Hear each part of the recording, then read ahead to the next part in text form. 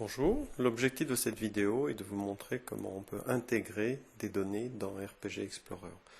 Dans un premier temps, nous ferons quelques rappels sur l'organisation des données RPG, de même que nous rappellerons quelques éléments de base sur l'installation de RPG Explorer.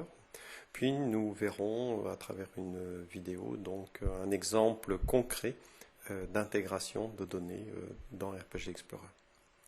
Donc tout d'abord, quelques rappels sur la préparation des données, notamment sur le fait qu'il faut standardiser les fichiers de données RPG.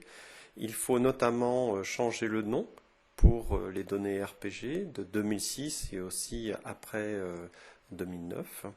Il faut mettre tous les shapes, donc les fichiers de forme du RPG, dans le même système de projection. Donc ce que je vous conseille, c'est de reprojeter les données de 2006 à 2008 en Lambert 93, donc qui est le système de projection officiel pour la France et qui est adopté pour les données après 2008.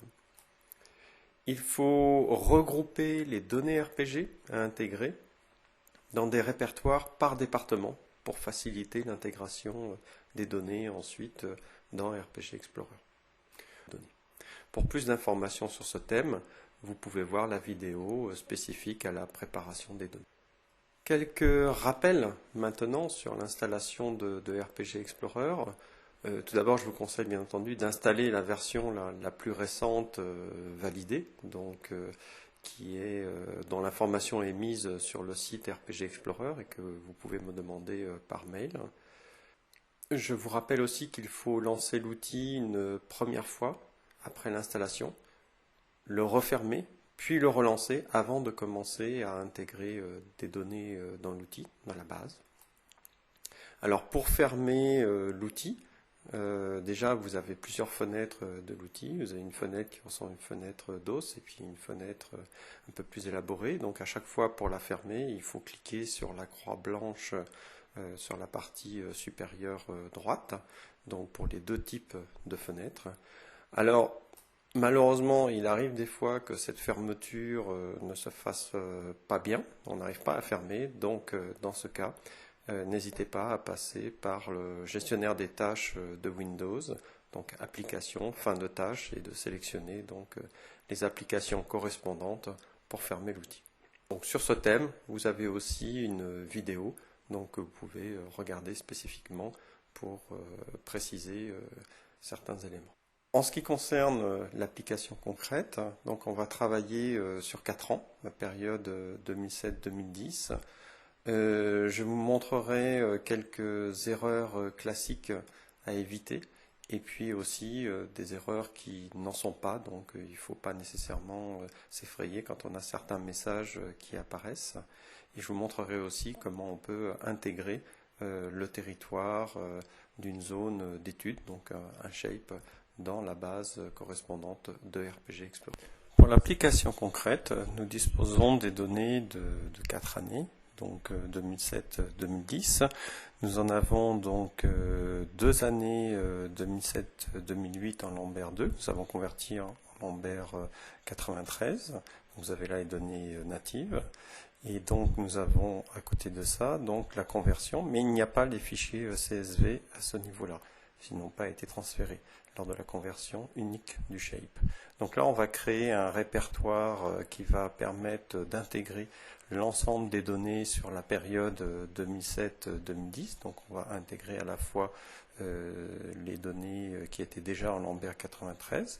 Donc on va récupérer sur la période 2009-2010. Donc CTRL-C pour les copier et on va les remettre dans le nouveau répertoire avec CTRL-V. On va ensuite aller chercher les données qui ont été converties, les shapes qui ont été convertis en Lambert 93. À nouveau CTRL-C, on retourne ensuite sous le répertoire, correct, 2007-2010, CTRL-V.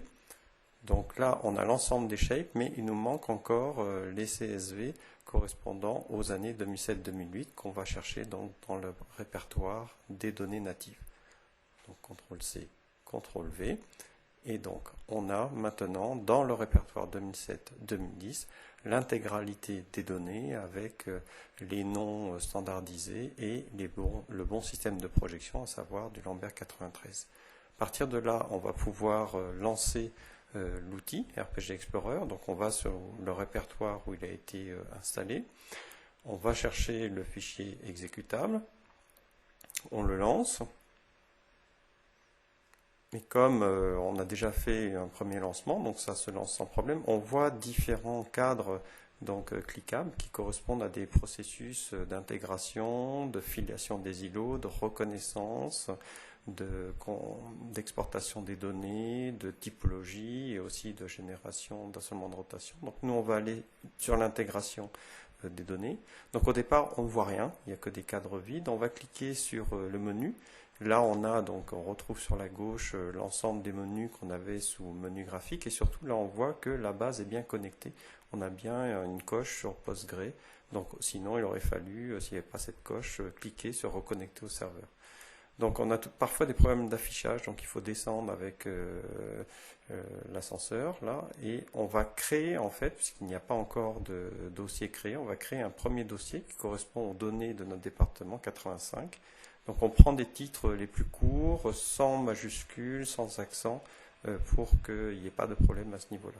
Une fois qu'on a créé ce répertoire, on va aller chercher ce dossier, on va aller chercher donc les données correspondantes, donc celles qu'on a associées dans le dossier 2007-2010. Donc on sélectionne juste le dossier, et puis donc il faut juste cocher OK. À partir de là, on clique sur la croix verte. Et cela permet d'afficher l'ensemble des données qui sont présentes dans le répertoire, d'où l'intérêt en fait d'associer toutes les données sous le même répertoire. On lance alors l'importation, et là on voit, c'est intéressant, que toutes les données sont affichées en 2154, ce qui correspond en fait au système de projection Lambert 93. Donc on va chercher ensuite l'ensemble des shapes qu'il faut intégrer, donc chacun des shapes des 4 années.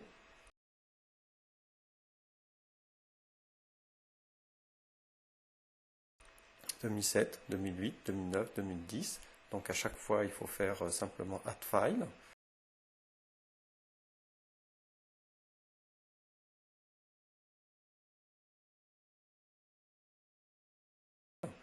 Donc troisième pour 2009, dernier pour 2010. Donc là, vous avez une colonne qui est SRID, donc normalement c'est le système de projection, donc on n'a pas à l'indiquer parce qu'en fait le système a déjà repéré au départ, on a une fenêtre qui nous a dit qu'il avait bien vu que c'était du 2154, donc du Lambert 93, donc à ce stade-là, il n'est pas utile de changer le SRID, il va être reconnu de manière automatique. Donc là, il y a une première intégration des données qui se fait à ce niveau-là. Donc ce stade-là est plutôt rapide. Une fois que c'est fini, par contre, tout se stabilise, mais en fait, il faut fermer cette première fenêtre pour lancer ensuite le processus. Donc là, le processus, vous allez l'avoir un peu en accéléré, hein, pour ne pas perdre le temps, pour voir un peu ce qui se passe. Donc vous avez une première intégration des données, notamment les CSV, hein, pour description des îlots. Vous avez ensuite sur les groupes culture, donc qui sont intégrés de manière native, et puis ensuite en colonne, donc ce qui permet d'avoir une colonne pour chaque groupe culture, c'est plus facile à utiliser pour faire des sommes de surface par la suite. Et puis il y a une dernière étape de résolution des problèmes topologiques au niveau du shape. Donc là ça prend un peu plus de temps, mais c'est une étape très importante. Donc là, vous avez le résultat, vous avez les erreurs qui s'affichent. Donc ça s'affiche en rouge, mais ce qui est important, c'est de voir qu'il n'y a pas d'erreur critique, hein. Donc là, à ce niveau-là, ça veut dire que ça s'est bien déroulé. On a bien le descriptif, notamment des erreurs éventuelles, mais il n'y a rien qui pose problème en tant que tel. À ce stade-là, donc, on va pouvoir continuer le traitement. Alors, là, je vous présente un exemple de ce qu'on peut faire pas très bien. Donc, vous voyez, c'est le cas où on va chercher des données assez profondes dans l'arborescence, hein, donc un répertoire assez loin. Et en fait, le résultat, vous voyez, au niveau, donc là je suis allé très vite, hein, vous voyez qu'il y a énormément d'erreurs critiques au niveau des noms, donc ça coince. En fait, la raison essentielle, c'est uniquement parce que le répertoire était trop éloigné dans l'arborescence et donc le système n'arrive pas à le gérer. Conclusion, il est fortement conseillé en fait d'intégrer les données, d'avoir le répertoire dans lequel vous avez toutes vos données le plus près possible de la racine. Ça vous évitera beaucoup de problèmes pour la suite au moment où vous intégrez ces données-là dans RPG Explorer.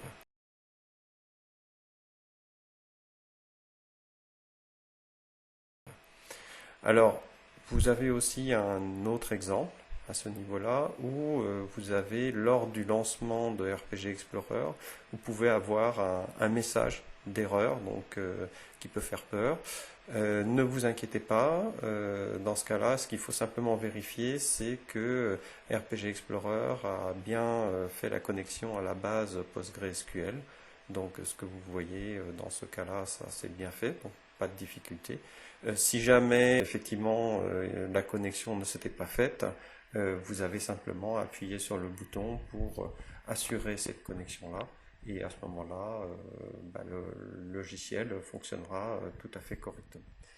Si jamais vraiment ça ne fonctionne pas, même à ce niveau-là, le plus simple c'est de fermer l'outil, donc avec les différentes méthodes que j'ai déjà présentées, et de relancer. Et généralement, il n'y a pas de difficulté, ça fonctionne ensuite.